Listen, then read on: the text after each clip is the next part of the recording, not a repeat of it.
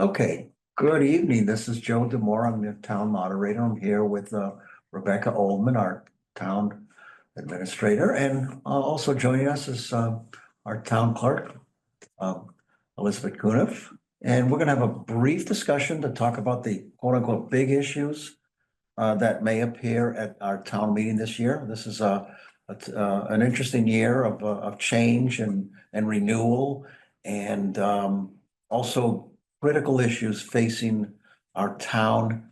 And the town meeting is very, very important. It is a legislative body that exists for just one night a year, sometimes more than one night a year if we have to have another meeting called a special meeting. So it's a big deal, and people are invited to join, listen to the topics that are presented, known as warrants. Those warrants have to be decided on. There will be folks who are for and against the issues. And the hope of this series, which will be tonight, and we'll do another one next week, is to just present not all of the issues, but some of the more interesting ones and what I consider to be important.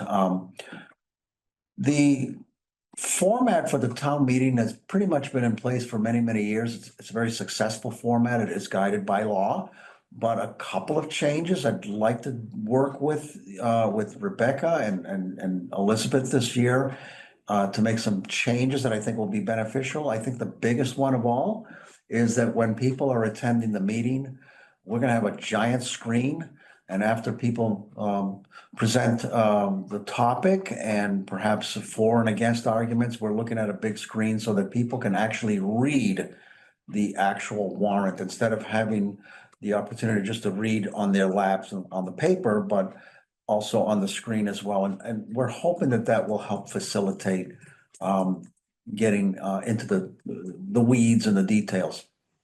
My personal concern, Yoel and I have, we built a house here a long time ago. We've been here for over 30 years. Town meeting is an amazing way of governing. My concern is that there's a lot of us that will not have the ability or the willingness to invest time to attend meetings or watch meetings. And it could be a shock when they show up at town meeting to read this warrant article or this big issue that is really monumental.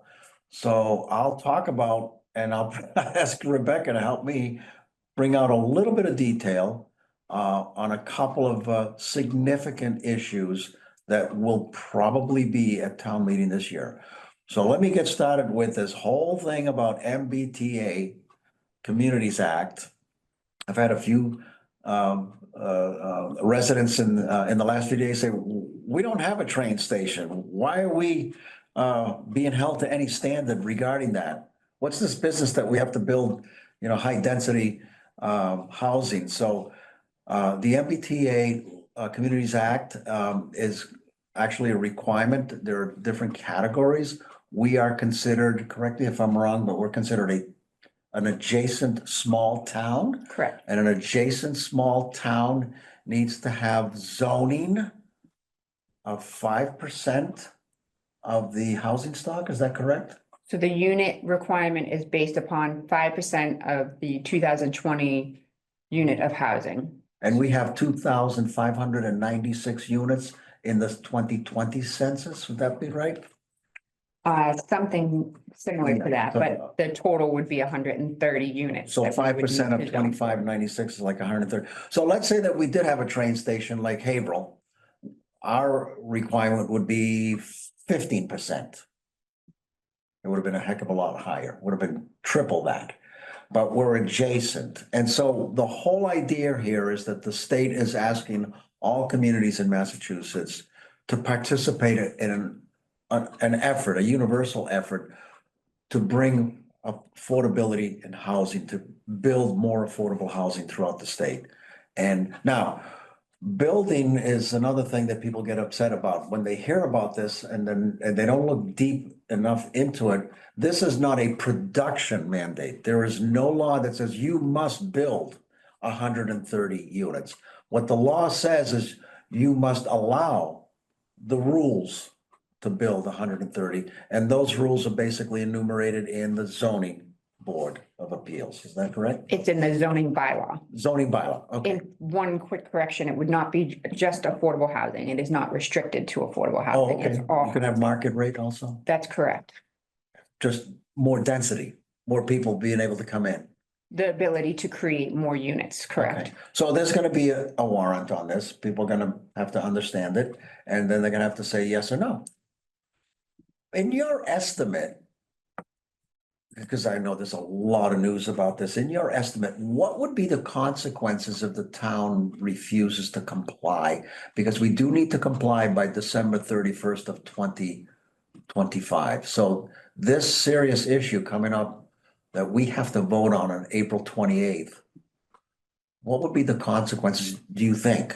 I mean, I know it's a little bit part speculation. I don't think there's any hard consequences that you may be aware of, or maybe there is.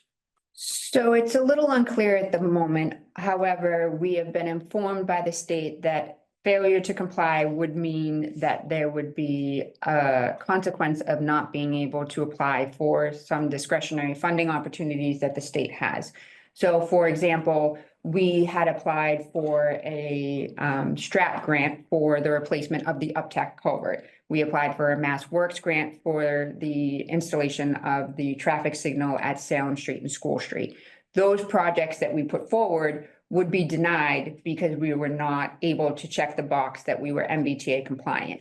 And that also extends to some of the other funding opportunities for public safety. Most recently, the governor had released a statement that if the, I believe, I forget the title of the grant, but some of the equipment that the fire department had applied for would not be something that they would be eligible for if the community was not MBTA compliant. So they extended it for this fiscal year, but next fiscal year, if they cannot check the box, then they cannot apply for that funding. So there's funding at risk that we are aware of, as well as some legal consequences, which we're learning more about with the community of Milton, That are Massachusetts, fighting it legally, yeah. with the Attorney General's office. Yeah. So some of this is still very new and we're learning what those consequences would be, but more of the immediate consequences for a town like Groveland would be the loss of an ability to apply for funding and weighing that loss with the implications of moving forward with zoning. Okay, and that's pretty serious, in my estimation. I maybe, hopefully, some people will agree. I think we do depend on grants. You've been a lightning rod for many grants. We appreciate you for that. And to have that spigot turned off is kind of problematic. Absolutely. But other than that, we really don't know if there's any other enforcement pressures that could materialize. The only case study we have are some of these lawsuits and litigation that's going on. And unfortunately, the town of Milton has become the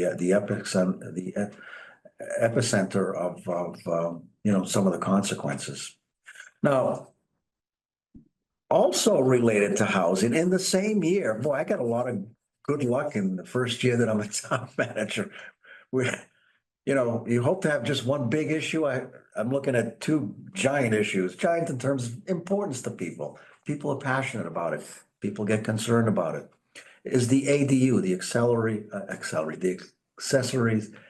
dwelling unit, where we can build a 925 square foot facility, either attached or not attached to our home. Now, my understanding is that there already is an accessory dwelling unit bylaw in Groveland. So what will appear on our town meeting this year is to make it compliant to the new version of it that was created by the state and we're obligated to comply with this month. Is that correct? Correct. So the state had passed legislation that came into effect on February 2nd of 2025 that reclassifies how you can apply for an accessory dwelling unit. In the town of Groveland, we have a bylaw that is entitled accessory apartments. And as part of that bylaw, we have certain requirements that you must meet in order to move forward with building an accessory apartment. One of which is that the homeowner must occupy the facility in which you're having the accessory apartment. The other requirement is that the unit must be attached to the single family dwelling. The new legislation that came out removed some of those components of what's allowable and what someone can move forward with when constructing an accessory apartment, or what they can apply for with the building commissioner. So essentially what that means is that currently, if you wanted to build an accessory apartment or accessory dwelling unit, you could go to the building commissioner and you could apply, and you would not need to meet the zoning requirements that we currently have in our bylaw. You would be able to pull that permit without complying with any of the restrictions and or thresholds that we have. That being said, that makes our current bylaw null and void to an extent, because you don't have to be owner occupied. You don't have to have it With to the be new one, you attached. don't So- have to be owner occupied. That's a critical difference. So some of those differences make it so that the bylaw and what's required under state law are not the same. So the intent is to make it the same as the state and put in additional restrictions that we are allowed to under the law in order to move forward. So the And that building, law is February 2025, the new one. correct. So it was voted as part of the Affordable Homes Act in August of 2024. Okay. And it came into effect on February 2nd, 2025. And there was additional regulations that were released because there was a lot of confusion as to what would be required, and a lot of concerns about how these units would be situated within the existing lots and the impact to the physical infrastructure as well as the surrounding area. So I know that our building commissioner has been working to make sure that if there are any additional restrictions that we can place, that those are considered as part of the zoning that we adopt You don't, okay. at the town meeting in April. When do we have to comply with the ADU, the February 25 version? We don't have to comply. Our zoning doesn't have to Oh, comply okay. because their zoning, their legislation supersedes our zoning. Okay. Got it. So we're just trying to clean the zoning up so that there is no confusion as to what's allowed. Okay. Two other lightning bolt issues. One of them definitely will not be dealt with at town meeting, and that is the trash, recycling, and the inevitable process that we're gonna be going through as a town where we have automatic pickup. Why would that not be on the town meeting? So currently we have a contract with Waste Management. We Mhm. have one more year of the contract, so we have fiscal year 26. We have agreed to their services. So the Trash and Recycling Committee has been working to identify different services and different items that they would like to see in an upcoming contract for fiscal year 27. As part of those conversations, the haulers that we've been speaking to have all stated that if they were to stay with manual collection, that they most likely would not bid the contract, and or they would come in higher than what we currently have, because the overhead costs associated with such are quite higher on their end. But if we were to switch to automated, we could cut the cost of our contract by about $200,000 to $150,000, depending on the contract and the negotiation terms. So as part of that, we have been working with the Trash and Recycling Committee to figure out exactly what we would want to do in terms of purchasing the carts, because if we move to automated, then in order for the arm to operate and for the smooth transition, we would need to have carts that can withstand the arm and provide those to the residents. So they have been having discussions as to whether or not we should move forward with the different size carts, as we can see in the room, whether it be the 96 gallon, the 64 gallon, and the 35 gallon. So those conversations are still ongoing. It is my understanding that the Trash and Recycling Committee are having a public engagement session in March. Good. And that because there is still some uncertainty in regards to which direction they would like to go with the cart sizes, we are no longer looking to open up our contract with Waste Management, who is willing to potentially do so for the cost savings that would occur with the automated versus the manual. So therefore, we are gonna continue to have that conversation with residents before moving forward. Okay. And so therefore, that committee acts in an advisory capacity Correct, to the Board of Selectmen, correct, and then the Board of Selectmen ultimately is the final arbiter and decision maker on what we're going to do and how we're going to do it. They're going to delegate to you to execute a contract. So this will never appear, at least for this year, as an item at town meeting. Because some people have asked me, I can't wait to get to the meeting so we can either for or against the trash. And I've told them that it's not gonna be on the meeting. so my understanding as of now As is of now. that there is no article being proposed concerning trash, whether that be from a bylaw standpoint or whether that be from a cart perspective. However, there's been conversation, there's been no decision as to whether or not the town would like to move forward with purchasing the 96-gallon recycling cart and to start that rollout process so that people can get a better understanding of how the cart rollout would be and what the needs of the individuals would be based upon the cart size. That hasn't been decided. If it was to move forward, there might potentially be an article for an allocation of monies to purchase those carts. But again, that hasn't been Hasn't decided. been decided yet, okay. And then the only other thing trash related that would be on the budget is the budget itself. I mean, the warrant, the budget itself, which is an allocation that town meeting votes on annually, which Yes. is the allocation to fund the contract. On the contract, okay. So that new contract takes effect in 2026? So it will be on July 1st, 2026, correct? Okay, last item, and then I'm gonna ask Beth I'm gonna ask for some guidance on how we can prepare for the meeting and some recommendations that you can make for me as well for the first time.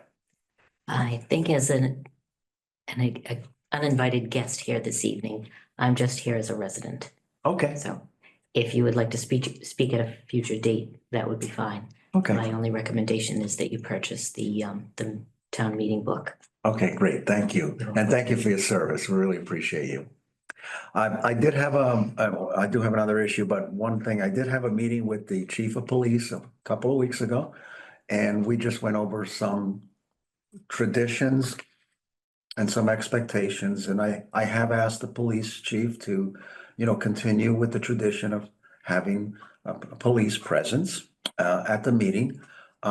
However, if it is his prerogative that he should wish to either hire someone or not, it will not be at our cost. He said he could, if he needs to hire someone, he can do it within his budget. But most importantly, if he does select one or two officers that are Groveland residents, obviously those officers will not be voting on any matter. They're there strictly for security purposes, and not to, I wouldn't want any citizens to be concerned that, the police officer from Groveland is voting on a matter that, could be sensitive. So I just want to bring that out. The last item is, Excuse me, Joe. yes, go ahead. If the police officer is a registered voter in Groveland, Mhm. they could check in and they could vote at the meeting. The Right, problem last year is the two police officers were not residents of Groveland. I So see. therefore, they needed to be outside the voting body area, unless you would like to introduce them and accept them into the meeting at the start of the Okay, meeting, I as we appreciate did that. last year with department employees. Okay, I appreciate that. That's good information for me, and depending on who arrives, I'll make that offer. So, but thank you. You That's good. can make it as part of the department employees that you accept that they are there at the meeting, and if you need them to speak, and they're Yeah. acknowledged. Okay, thank you. Yeah. Appreciate that. All right, the town was incorporated in 1850. I think we still have some pipes in the ground that are that old. So this whole business we have two wells. One has been, out of action for decades. We do have an aquifer, which is a beautiful geological wonder. That's a big giant bowl of natural water that we draw from as our water source. However, there are some issues. We do need to build some infrastructure. We may have to build a plant to filter our water, and or we may have to use a different plan where we're buying water from Haverhill. For the most part, that will not directly affect taxpayers. If you can explain that. And then secondly, this probably will not be an issue at town meeting also. Would that be correct? So I know I just hit you with multiple layers here. we'll definitely need to confirm with the Water and Sewer Commission and their plans. I do know that they held a meeting just last evening. But yes, the issue before them currently is to make a decision as to whether or not we move forward with the construction of a water treatment facility, or whether or not we move forward with enhancing our infrastructure and buying water from the city of Haverhill. We do something similar with the sewage system with Haverhill currently. So they are weighing the options of those currently, but either one of those options would be at the expense of the ratepayers, not the taxpayers. But it is also an impact to the town because of, obviously, as a resource and then as a water consumer, which the town is on multiple properties, any rate increases would impact the money that we course. pay for those resources. But from my understanding, the decision will be made by the Water and Sewer Commission, and it will be reflected in any article for borrowing of any funds or monies to go forward with either of those options. Okay, and the water department, correct me if I'm wrong, is an enterprise fund. So they're really a separate entity legally from the town. They have their own rate setting authority. So I wouldn't say that they're a separate entity. They share the same tax ID. They just have an enterprise fund in which that allows them to operate and operate the infrastructure for that utility so that the ratepayers And would they pay raise their for own the service. funds through people that, like us, like my wife and I, would pay our water bills. Exactly. So they raise their funds through the rates, and then that goes back into the operation for the supply of that service. The only possibility, therefore, that maybe something having to do with the water department at town meeting would be, we are going to go out and borrow money. We're gonna raise money through bonds. And in doing so, should they default, then the town would be responsible. And so therefore, that would be a decision that the people at town meeting would have to make, say, okay, it's not gonna affect us directly, but theoretically it could if they failed. Would that be right? At every town meeting, the body does in fact vote on the allocation of funds for the water and sewer department, whether that be for their internal operation, whether that be for bonding purposes, and whether that be for the moving of retained earnings, which is something similar to our free cash towards certain projects in operation for the following fiscal year. So the town does vote on all of those articles annually. Last question about this, and I appreciate it. Do they have access to state funds for the infrastructure or for building a plant, or are we completely on the hook? They definitely have access to different programs. I do know that they were successful in getting on the draft plan for the low interest state revolving fund program. So it does lessen the burden. It's not necessarily just free money or money that they get towards the project, but it does help offset the impact to the overall cost of the project. Okay, great. I appreciate it. Beth, anything else that you might think of? No, I'm all set. Okay, Thank you. appreciate it.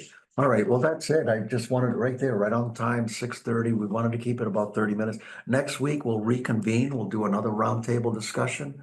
We'll talk about a few more things, but really interesting that will appear at the town meeting this year is we'll have to make some decisions on some bylaws. One of them is the town administrative bylaw. The other one is the illicit discharge water bylaw. And then we have a sidewalk snow removal bylaw. And then the Council of Aging bylaw. I won't go into details. They're very interesting to me. The one that I'm very intimate with is because I did lead the I chaired the committee to build out the administrative bylaw. It is quite, it has evolved from the original work we did 3, 4, 5 years ago, but those will be put before the people to vote for. So any questions or thoughts? I really appreciate both of you. Thank you again, and we'll see you again next week.